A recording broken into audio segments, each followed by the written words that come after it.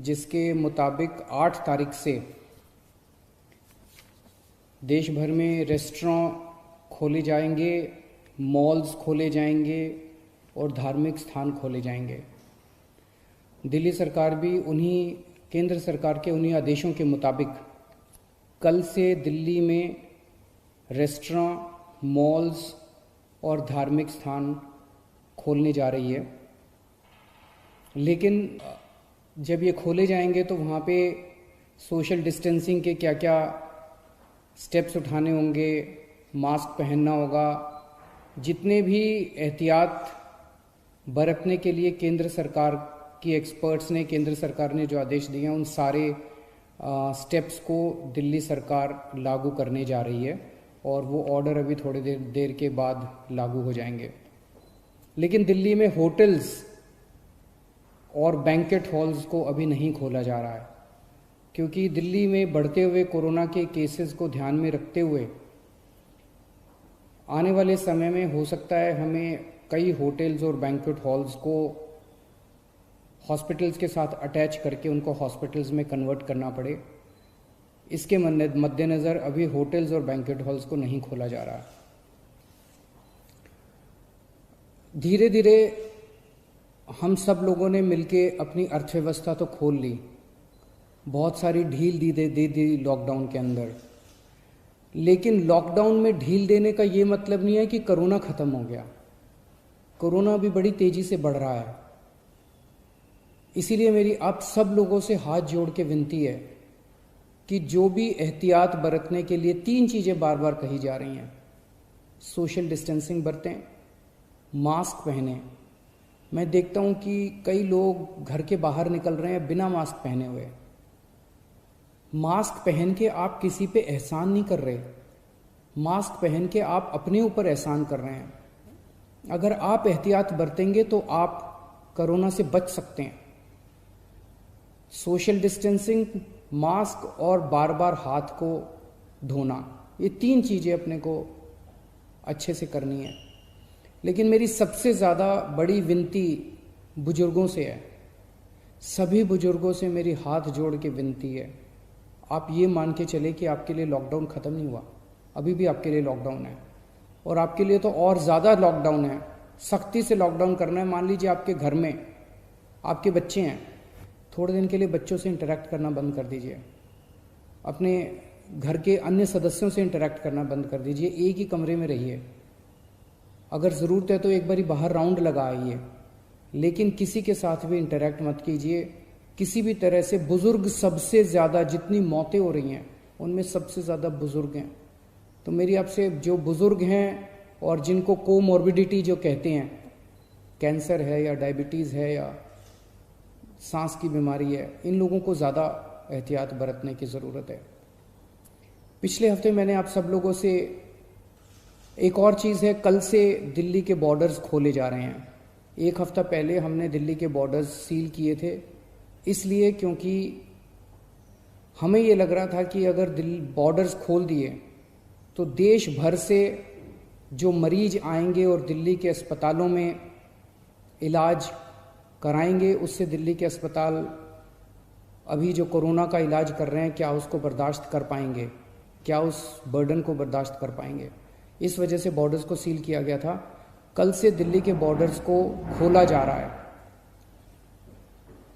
साथ ही अभी कैबिनेट की मीटिंग हुई और ये निर्णय लिया गया है कि पिछले हफ्ते हमने दिल्ली के लोगों से पूछा था, हमने दिल्ली के लोगों के सामने ये प्रश्न रखा था, हमने दिल्ली के लोगों से ये पूछा था कि अभी तक कोरोना होने तक, मार्च के महीने तक दिल्ली के सारे अस्पताल पूरे देश के लोगों के लिए खुले रहते थे। दिल्ली के लोगों ने कभी अपने देश के लोगों का इलाज करने से मना नहीं किया। किसी भी वक्त हमारे दिल्ली के सारे अस्पतालों में लगभग 60-70% मरीज दिल्ली के बाहर से, देश भर से लोग आए हुए होते थे। हमने कभी मना नहीं किया। लेकिन इस वक्त दिल्ली खुद बहुत बड़ी समस्या में है। दिल्ली में कोरोना के केस बहुत तेजी से बढ़ रहे हैं और उसके इंतजाम करने के लिए दिल्ली सरकार, आपकी सरकार, बेड्स का इंतजाम कर रही है। चारों तरफ अस्पतालों में बेड्स का इंतजाम कर रही है। ऐसी स्थिति में अगर हमने दिल्ली के अस्पताल पूरे देश के लोगों के लिए खोल दिए, तो दिल्ली के लोगों को जब कोरोना होगा तो वो कहाँ जाएंगे? इस पे हम लोगों ने जनता से विचार मांगे थे। 7.5 लाख लोगों ने अपने सुझाव भेजे और 90% से ज़्यादा लोगों का यही कहना था कि कोरोना तक, जब तक कोरोना है दिल्ली में, तब तक दिल्ली के अस्पताल केवल दिल्ली वालों के लिए रिजर्व होने चाहिए। उसके बाद हम लोगों ने एक 5 डॉक्टर्स की कमेटी बनाई। बड़े बड़े डॉक्टर्स थे। Doctor Mahesh Verma vice chancellor हैं आईपी यूनिवर्सिटी के, doctor Sunil Kumar medical director हैं जीटीबी हॉस्पिटल के, डॉक्टर अरुण गुप्ता ये प्रेसिडेंट हैं दिल्ली मेडिकल काउंसिल के, डॉक्टर आर.के. गुप्ता ये एक्स प्रेसिडेंट हैं दिल्ली मेडिकल एसोसिएशन के, डॉक्टर संदीप बुद्धिराजा ये ग्रुप मेडिकल डायरेक्टर हैं मैक्स हेल्थ केयर के। इन 5 लोगों की कमेटी ने विचार विमर्श करके और दिल्ली की जो मेडिकल इंफ्रास्ट्रक्चर है, हेल्थ इंफ्रास्ट्रक्चर है, उस पर नज़र डाल के उसको सारे को एसेस करके उन्होंने अपनी रिपोर्ट दी है। और उन रिपोर्ट में और बहुत सारी चीज़ें हैं, लेकिन उनका ये कहना है कि अगर दिल्ली में इस वक्त कोरोना के केसेस बहुत ज़्यादा हैं और जून के अंत तक दिल्ली को लगभग 15,000 बेड्स की ज़रूरत होगी। ये कहाँ से आएंगे? तो इसीलिए उनका ये सुझाव है कि दिल्ली के सारे अस्पताल केवल दिल्ली के लोगों के लिए कुछ महीनों के लिए होने चाहिए और दिल्ली के अस्पतालों को पूरे देश के लोगों के लिए फ़िलहाल नहीं खोलना चाहिए।